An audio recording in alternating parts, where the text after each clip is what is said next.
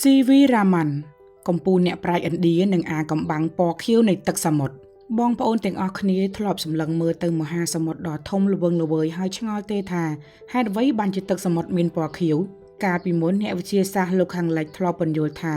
ទឹកសមុទ្រពណ៌ខៀវគឺមកពីវាឆ្លុះពណ៌ពីមេឃមកវិញតែប៉ុណ្ណោះ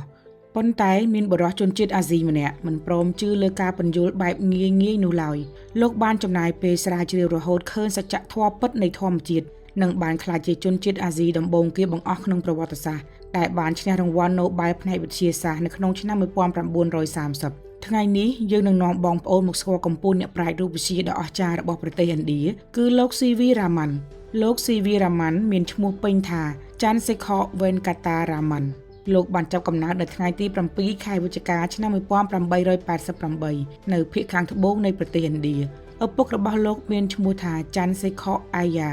ជាសាស្ត្រាចារ្យផ្នែកគណិតវិទ្យានិងរូបវិទ្យាគឺឪពុកនេះហើយដែលជាអ្នកបណ្ដុះបណ្ដាលនិងផ្ទេរឈាមជ័រវិទ្យាសាស្ត្រឲ្យលោកតាំងពីក្មេងម្ដាយរបស់លោកឈ្មោះបាវតីអាម៉ាល់ជាស្ត្រីមកពីគ្រួសារអ្នកចេះដឹងខ្ពង់ខ្ពស់បងប្អូនដឹងទេរ៉ាម៉ាន់គឺជាក្មេងស្រឡាញ់ការសិក្សាខ្លាំងណាស់និងមានខួរក្បាលអស្ចារ្យខុសពីមនុស្សធម្មតាលោកបានប្រឡងជាប់បាក់ឌុបក្នុងអាយុត្រឹមតែ11ឆ្នាំនិងបានបញ្ចប់ថ្នាក់បរិញ្ញាបត្រផ្នែករូបវិទ្យាដោយទទួលបានចំណាត់ថ្នាក់លេខ1និងមេដាយមាសពីមហាវិទ្យាល័យប្រធានាធិបតី Presidency College នៅក្នុងទីក្រុងចេណៃក្នុងអាយុត្រឹមតែ15ឆ្នាំប៉ុណ្ណោះលោកបានបន្តការសិក្សារហូតដល់បញ្ចប់ថ្នាក់អនុបណ្ឌិត Master Degree ដែលពិន្ទុខ្ពស់បំផុតដាច់គេនៅក្នុងឆ្នាំ1907ចំពោះជីវិតគ្រួសារលោកបានរៀបអាពាហ៍ពិពាហ៍ជាមួយអ្នកស្រីលោកកាសុនរីអាម៉ាល់នៅក្នុងឆ្នាំ1907ហើយពួកគាត់មានកូនប្រុស2នាក់គឺលោកច័ន្ទសេខ័រនិងលោករ៉ាដាគ្រឹស្ណា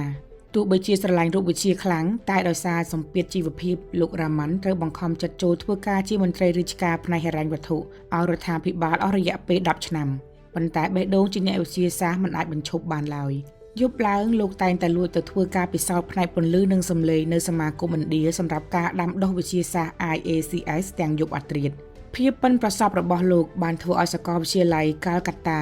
អញ្ជើញលោកឲ្យមកធ្វើសាស្ត្រាចារ្យរូបវិទ្យាពេញសិទ្ធិនៅក្នុងឆ្នាំ1917ហើយរបបកំហើញដ៏រង្គើពិភពលោកបានចាប់ផ្ដើមឡើងនៅក្នុងឆ្នាំ1921ពេលដែលលោករ៉ាម៉ាន់ធ្វើដំណើរតាមកប៉ាល់ឆ្លងកាត់សមុទ្រមេឌីទែរ៉ាណេដើម្បីទៅកាន់ប្រទេសអង់គ្លេសនៅពេលលោកឈរនៅលើនាវាសម្លឹងមើលទៅទឹកសមុទ្រដែលមានពណ៌ខៀវស្រងាត់លោកក៏ចាប់ផ្ដើមចោទសួរខ្លួនឯងថាតើវាពិតជាដោយសារតែទឹកសមុទ្រឆ្លុះពណ៌ពីមេឃមែនឬលោកក៏បានដកយកឧបករណ៍តូចមួយឈ្មោះថា Prism ចេញពីហៅប៉ៅមកពិនិត្យមើលពន្លឺដែលចាំងចេញពីទឹកសមុទ្រនៅពេលនោះហើយដែលលោកដឹងច្បាស់ថាទឹកសមុទ្រពណ៌ខៀវមិនមែនមកពីការឆ្លុះពណ៌ពីមេឃទេគឺវាមានអាងកំបាំងជ្រៅជាងនឹងទៅទៀតបន្ទាប់ពីត្រឡប់មកប្រទេសឥណ្ឌាវិញលោករ៉ាម៉ាន់និងក្រុមការងារបានចំណាយពេល7ឆ្នាំពេញធ្វើការពិសោធន៍យ៉ាងហ្មត់ចត់ជាមួយពន្លឺព្រះអាទិត្យរហូតដល់ថ្ងៃទី28 ខែកុម្ភៈឆ្នាំ1928លោកបានរកឃើញបាតុភូតរូបវិទ្យាថ្មីស្រឡាងមួយដែលពិភពលោកដាក់ឈ្មោះឲ្យថា Raman Scattering ឬការសាយភាយនៃពន្លឺបែប Raman ដើម្បីឲ្យបងប្អូនងាយយល់តាមពិតទៅពន្លឺព្រះអាទិត្យដែលយើងមើលឃើញជាពណ៌ស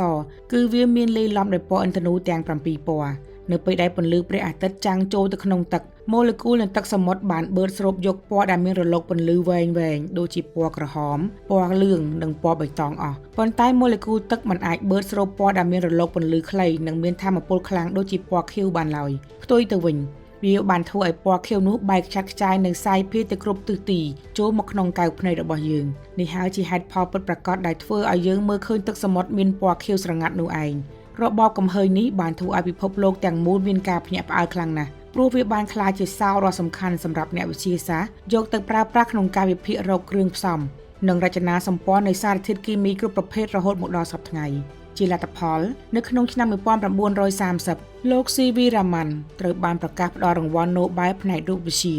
Nobel Prize in Physics ដែលជាមោទនភាពដ៏ធំធេងបំផុតសម្រាប់ប្រជាជាតិឥណ្ឌានិងទ្វីបអាស៊ីទាំងមូលវិទ្យាសាស្ត្រគឺការស្វែងរកសច្ចធម៌ដើម្បីបម្រើដល់ការរីកចម្រើនរបស់មនុស្សជាតិមិនមែនដើម្បីបង្កើតការបំផ្លិចបំផ្លាញឬសង្គ្រាមនោះឡើយនេះគឺជាសម្ដីមាសរបស់លោកស៊ីវីរ៉ាម៉ាន់ក្រោយពេលទទួលបានកិត្តិយសកំពូលលោករ៉ាម៉ាន់មិនបានបញ្ឈប់ការងារឡើយលោកបានបង្កើតវិទ្យាស្ថានស្រាវជ្រាវរ៉ាម៉ាន់នៅទីក្រុងបឹងហ្គាលូរ៉ូនិងបានបណ្ដុះបណ្ដាលអ្នកវិទ្យាសាស្ត្រក្មេងៗរាប់រយនាក់លោកជឿជាក់យ៉ាងមុតមាំថាវិទ្យាសាស្ត្រត្រូវតែដើរទន្ទឹមនឹងសន្តិភាពនិងការអភិវឌ្ឍមនុស្ស លោកបានទទួលមរណភាពដោយស្ងប់សុខនៅក្នុងឆ្នាំ1970ក្នុងជន្មាយុ82ឆ្នាំដោយបន្សល់ទុកនូវកេរដំណែលវិទ្យាសាស្ត្រដ៏មហិមាដើម្បីដឹងគុណដល់លោករដ្ឋាភិបាលឥណ្ឌាបានប្រកាសយកថ្ងៃទី28ខែកុម្ភៈជារៀងរាល់ឆ្នាំដែលជាថ្ងៃលោកស្រាវជ្រាវឃើញ Raman Scattering ធ្វើជាទិវាវិទ្យាសាស្ត្រជាតិរបស់ប្រទេសឥណ្ឌាទៀតផង